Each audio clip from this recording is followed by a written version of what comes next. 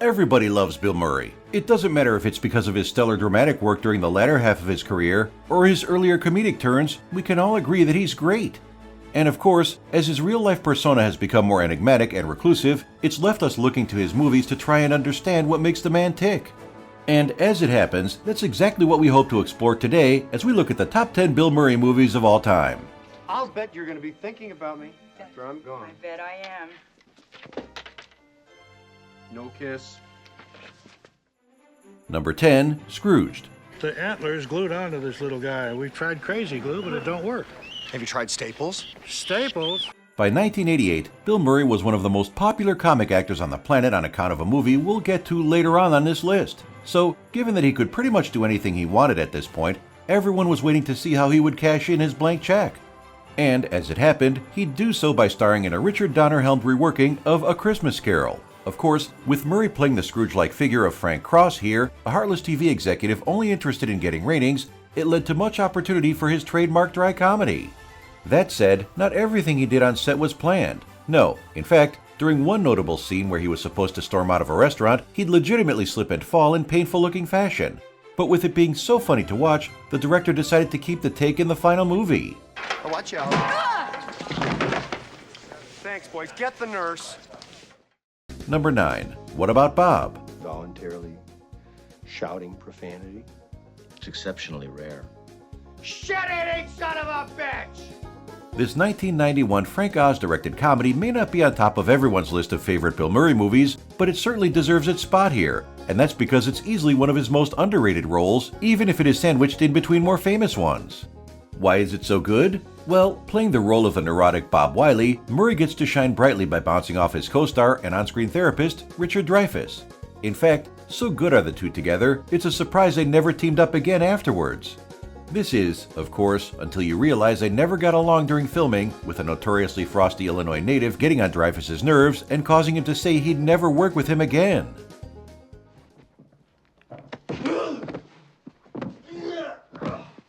Are you married? Number 8. Broken Flowers. Here, you want to get a drink? No, I don't drink. Maybe get something to eat? I don't, eat. It's often been joked that, in recent years, unless your name is Wes Anderson, Sofia Coppola, or Jim Jarmusch, Bill Murray isn't going to return your calls. And while this isn't entirely true, it seems he has a special relationship with each of these directors. That's why, when Jarmusch called him about playing the role of Don Johnson, an aging Lothario trying to track down a son he's only just learned about, he jumped at the opportunity. And as it happens, so happy was Murray with his performance in this one, he'd briefly consider retiring from acting altogether afterwards, as he didn't feel like he could top it.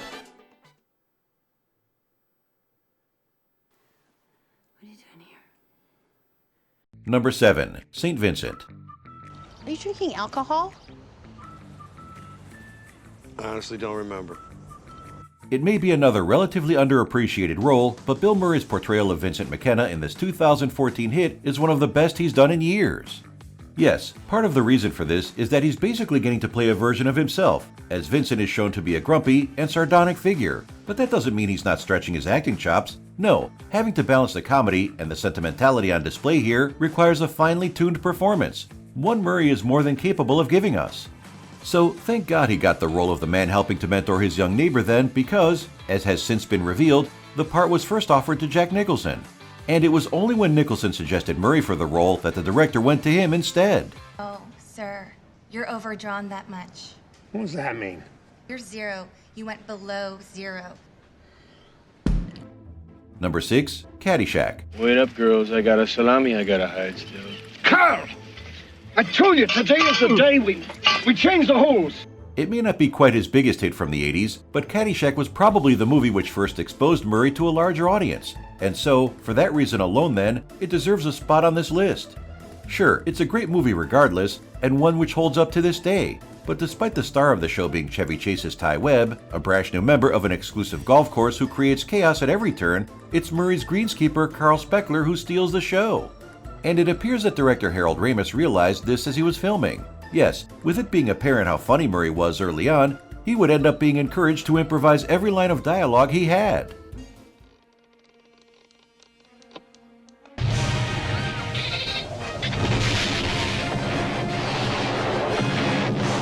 Number 5. The Life Aquatic with Steve Zissou. We should have had a kid together. You were kind of already on the edge of being too old.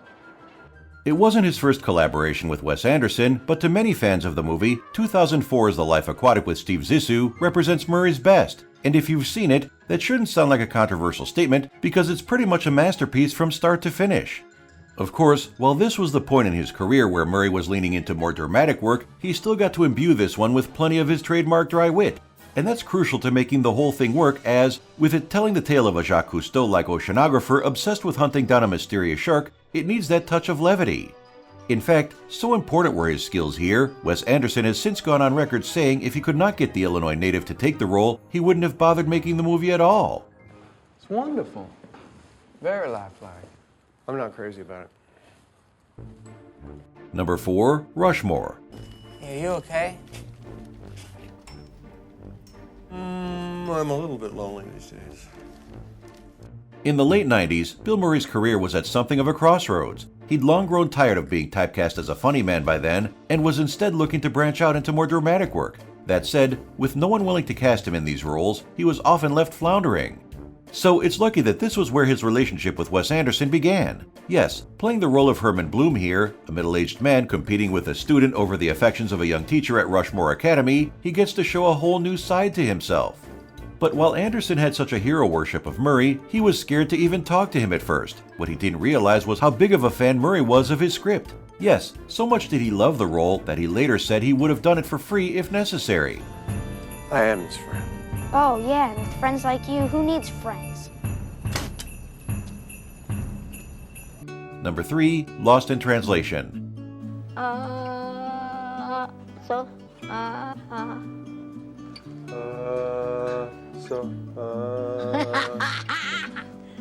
If you asked the majority of people what the first movie was that made them realize Bill Murray was a great dramatic actor, they'd probably say 2003's surprise hit, Lost in Translation. And that's because, for those who hadn't seen him work in Rushmore a few years prior, what he did here was nothing short of a revelation. In fact, it's such a good performance, it even earned him a Best Actor nomination at the 2004 Academy Awards. But given the way he played Bob Harris, a faded American movie star in Tokyo who strikes up an unlikely friendship with Scarlett Johansson, this should come as no surprise. But this one almost didn't happen at all, and that's because after replacing his agent with an automated voicemail box in 1999, director Sofia Coppola would have to leave hundreds of messages for him. Luckily then, he would eventually agree to talk to her about the role, a role which many to this day still consider to be his best. You really are having a midlife crisis, huh? Really? I was afraid of that. Number 2. Ghostbusters. Go check the fridge. Good call.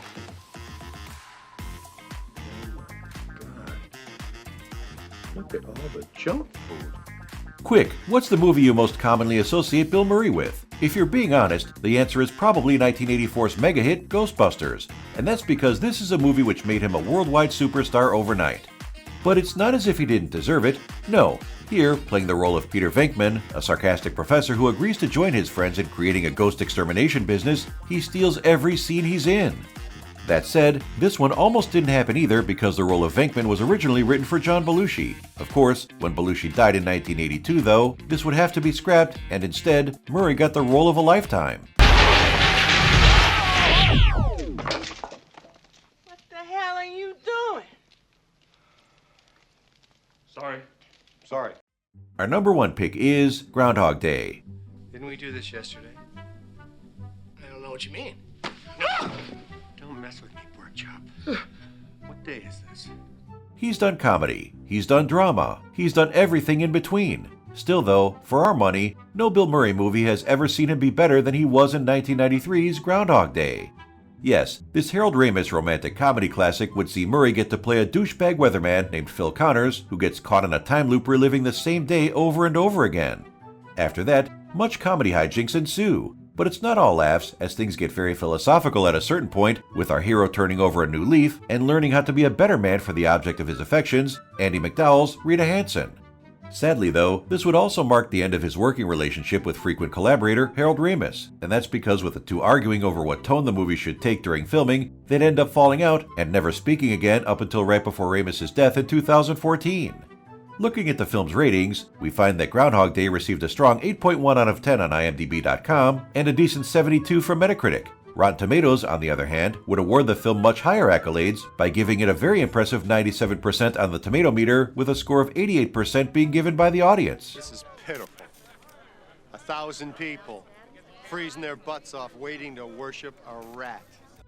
And there we have it, the top 10 Bill Murray movies of all time. No doubt you have your own list to be sure, so let us know in the comments below. Also, don't forget to subscribe to our channel and get alerted of our next video. We'll hope to see you soon!